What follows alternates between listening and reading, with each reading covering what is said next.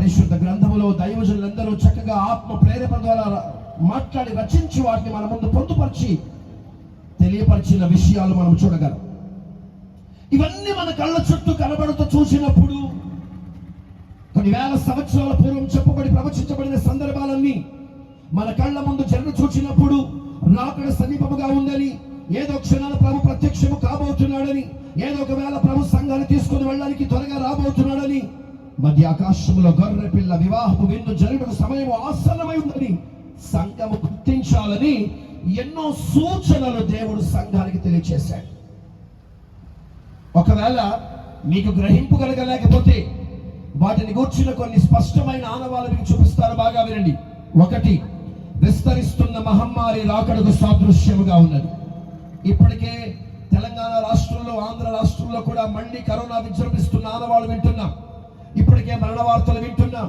ఇప్పటికే భయంకరమైన వైరస్ మ్యూటెంట్లు మార్చుకుంటూ మానవుని జీవితాన్ని అతలాకుతలం చేసి ప్రపంచాన్ని భయపు గుప్పిట్లో పడేసి ఎప్పుడు మరణం ఏ వైపు నుంచి సంభవిస్తుందో, ఎలాగుంటుందో తెలియని అగోచరమైన కాలంలో వెళ్ళిపోయాము కనుక ఖచ్చితంగా ఇది రాకడకు సూచన తప్ప మరొకటిగా. రెండవది, మారుతున్న వాతావరణ వైపరీత్యాలు రాకడకు సూచన. మూడవది, ప్రపంచ దేశాల్లో వినబడుతున్న యుద్ధ సమాచారములు రాకడకు సూచన. నాలుగవది, చెదిరిపోయిన యూదులందరూ తమ స్వదేశానికి, ఇశ్రాయేలు దేశానికి చేరుకోవడం రాకడకు సూచన. ఐదవది, చేరుకున్న ఇశ్రాయేలీలు ఆరాధించడానికి వారికి నేటి వరకు మందిరము లేదు కనుక మూడవ దేవాలయము నిర్మాణము చేయుటకు సన్నాహాసాలు చేయుట ఐదవ సూచన. ప్రియులారా, ప్రకటన పుస్తకం 16వ అధ్యాయములో చెప్పబడినట్లుగా 6వ దూత పాత్రను కృమ్మరించినప్పుడు యూఫ్రటీసు మహానదిలో ఒక్క చుక్క నీరు లేక ఎండిపోవును అని ప్రవచించబడింది. ప్రియులారా, గమనించండి. 2023వ సంవత్సరంలో ఫిబ్రవరి మాసంలో విడుదలైన డాక్యుమెంటరీ ప్రకారం యూఫ్రటీస్ మహానదిలో ఒక్క చుక్క నీరు లేకుండా ఎండిపోయిన వార్తలు మనం వింటున్నాం. ప్రియులారా, గమనించండి. ఇది రాకడకు సూచన. ఎలాగంటారా? యూఫ్రటీస్ నది ఎండిపోవడానికి గల కారణం ఏంటో తెలుసా? తూర్పు వైపు నుండి రాజ్యాలు హర్మెగెదోను యుద్ధములకు రావడానికి అడ్డుగా ఉన్న యూఫ్రటీస్ నదిని ఎండిపోచేస్తామని బైబిల్లో చెప్పబడింది. అనగా హర్మెగెదోను యుద్ధం జరగడానికి రంగము సిద్ధమవుతుంది. బైబిల్ దానికి హర్మెగెదోను యుద్ధము పేరు పెడితే ప్రపంచం దానికి పెట్టిన పేరే మూడవ ప్రపంచ యుద్ధం. ఆ యుద్ధము జరగడానికి యుద్ధం రంగము సిద్ధమవుతుంది కనుక యుద్ధములకు రంగము సిద్ధమవుతున్న ఈ ఆనవాలు రాకడకు సూచన. కారణం, ఈ హర్మెగెదోను యుద్ధము జరగక మునిపే సంఘము మహిమలోనికి కొనిపోబడాలి. Praise the Lord. ఇప్పటికే 7వ సూచన.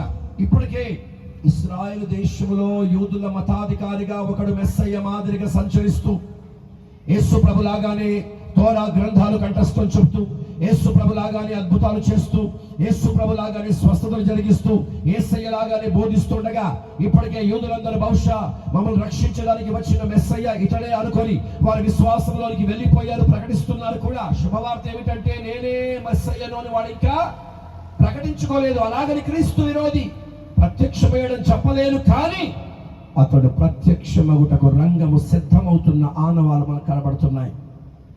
ఇలాంటి పరిస్థితులు, ఇలాంటి సన్నివేశాలు మన కళ్ళ ముందు కనబడినప్పుడు వార్తాపత్రికల్లో కొన్ని వేల సంవత్సరాల పూర్వం జరగనయ్యున్న సందర్భాలను గురించి ప్రకటించినప్పుడు, తెలియపరిచినప్పుడు, అవి మనమున్న కాలంలో మన కళ్ళ ముందు జరగ చూసినప్పుడు, అవి చెవులారా వినినప్పుడు రాకడ దినములు సమీపముగా ఉన్న విషయాన్ని తెలుసుకొని కూడా, గ్రహించి కూడా ఒకవేళ నిర్లక్ష్యమైన భక్తి చేస్తూ, అశ్రద్ధగా జీవిస్తూ, రాకడ గురించి దర్శనము లేకుండా, రాకడ గురించిన ఆలోచన లేకుండా ఏమి తిందుమో, ఏమి త్రాగుదమో, ఏమి ధరించుకుందామో అని భౌతిక సంబంధమైన ఆలోచనల చేత ఒకవేళ జీవిస్తున్న క్రైస్తవునిగా ఉంటే ఖచ్చితంగా నువ్వు ప్రమాదములో ఉన్నావని ప్రభు ఈ మధ్యాహ్నం నేను హెచ్చరిస్తున్నాడు. బాధాకరమైన విషయం ఏమిటంటే, ఇలాంటి సభలు ఎక్కడ జరిగినా ఆశీర్వాద సంబంధమైన మాటలు, దీవెన సంబంధమైన మాటలు, ఎంతసేపు ఆశీర్వాదం, ఎంతసేపు కనికరం. దేవుడు ఇది చేస్తాడు, దేవుడు అది చేస్తాడు. నువ్వు చెప్పకపోయినా దేవుడు చేస్తాడు.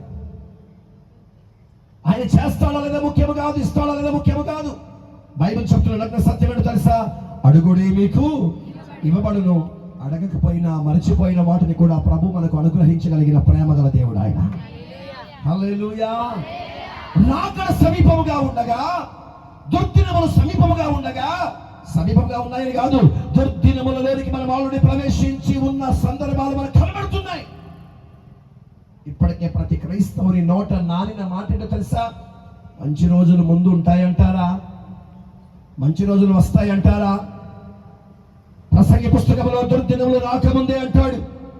మనమున్న ప్రస్తుత కాలంలోని సందర్భాలు, పరిస్థితులు చూస్తుంటే దుర్దినములు వచ్చినట్లుగా ప్రత్యక్షంగా కనబడుతున్నాయి.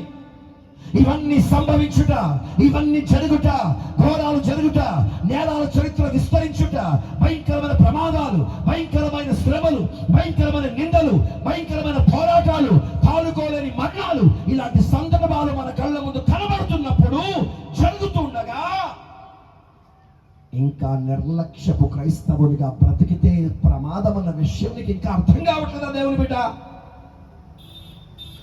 రాకడ సమీపంగా ఉన్న దినాలు నైతిక విలువల మీద, భౌతిక సంబంధమైన ఆశీర్వాదాల మీద మనసు పెట్టడం మానేసి, యేసు ప్రభు ఎప్పుడు వస్తాడా, సంఘాన్ని ఎప్పుడు తీసుకొని వెళ్తాడా అని ఎదురు చూడవలసిన బిడ్డలు సహితం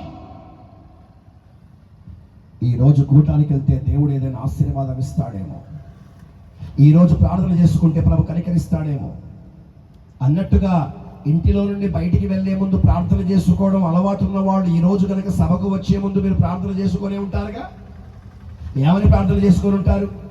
దైవజనుడు మా మధ్యలోనికి రాబోతున్నాడు, కాస్త కఠినంగా మాట్లాడతాడు, ప్రభువా అని నోటిని సరిచేయి, స్తోత్రం, దేవుని మాటలు పలికించు, చెప్పక ఏమని చెప్పిన మాటలు అవి లేండి, స్తోత్రం.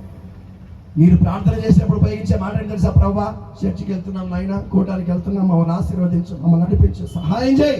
ఎంతసేపు ఆశీర్వాదాలు కానీ ఈ రోజు సభలో నీవు నాతో మాట్లాడు ప్రభువా, నా బలహీనతలు చూపించు ప్రభువా, నన్ను సరిచేయి ప్రభువా, నీ కృపలో నిలబెట్టు నాయన, నీ వల్ల నన్ను మార్చు ప్రభువా, నన్ను సరిచేయి ప్రభువా, నీ ఎదుట నేను దోషిగా, లేకపోతే నీ ఎదుట నిలబడలేని అయోగ్యునిగా ఉన్నాను, సరిచేయి అన్న ప్రార్థన ఎప్పుడైనా వచ్చిందా?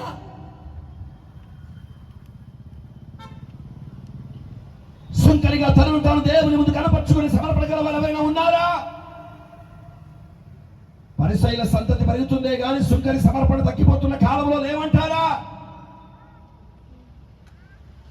ఒకవేళ ఎవడైనా నా దగ్గరికి వచ్చి నువ్వు ఇలాంటి పొరపాటు చేసావు, నువ్వు తప్పు చేసావు అని కనుక నాకు వచ్చి చెప్పినా, చెయ్యలేదు అన్న ఆనవాడు నా దగ్గర ఉన్నా, అతని దృష్టికి నేను నేరస్తునిగా కనబడుతున్నాను కనుక పోయిన తమ్ముడా క్షమించేసేయి, ప్రభుతో కూడా సమాధాన పడతానని చెప్పడంలో మన అహంభావం ఏం దెబ్బతిందిగా, మన స్వాభిమానం ఏం పాడు కాదుగా.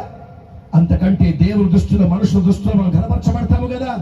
అందుకే అతిక్రమము దాచిపెట్టువాడు వర్ధులను దాన్ని ఒప్పుకొని విడిచిపెట్టువాడు కనికరింపబడతాడని వాక్యం సూటిగా మనకు వాగ్దానం చేయలేదా?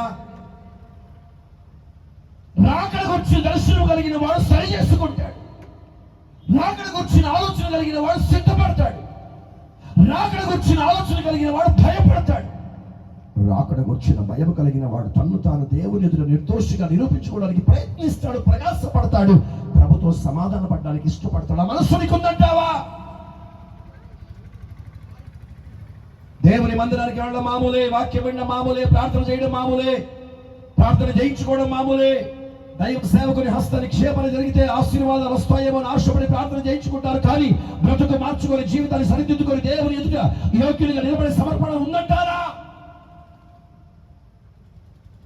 కనికరించిన దేవుడు ఈ రాత్రే కనుక, ఈ రోజు కనుక రాకడ సంభవించి సంఘాన్ని తీసుకుని వెళ్ళడానికి ఒకవేళ వస్తున్న వాట నిజమైతే రాకడలో ఎత్తబడి మహిమలో చేరగలిగిన సమర్పణ ఉందా? లేని పరిస్థితుల్లో ఒకవేళ నామకార్థ క్రైస్తవునిగా, భక్తి లేని బిడ్డగా మందిరానికి వెళ్తున్నా, దేవుని దృష్టికి యోగ్యత లేని వారిగా బ్రతుకుతున్న స్థితిలో ఉంటే, బిడ్డా ఈ ఆఖరి సభ మొదటి దినమున నా దేవుడు సూటిగా తేటగలితో మాట్లాడుతున్నాడు, నువ్వు ప్రమాదములో ఉన్నావు. You are in danger. అందుచేత ఈ మధ్యాహ్న కాల సమయం మన ప్రభువైన యేసయ్య పెళ్లి కుమారుడిగా అతి శీఘ్రముగా రాబోతున్న ఈ వేళ, రాకడలో ఎత్తబడి యేసు ప్రభుతో కూడా యుగాయుగములు మహిమలో ఉండగలిగిన ఒక చక్కటి అవకాశము, కృప చేరిన మనందరికీ దేవుడు అనుగ్రహించునుగాక. ఉన్నాయా చేతులు? పైకెత్తి గట్టిగా స్తోత్రం చెప్పాలి. హల్లెలూయా. కొంచెం గట్టిగా.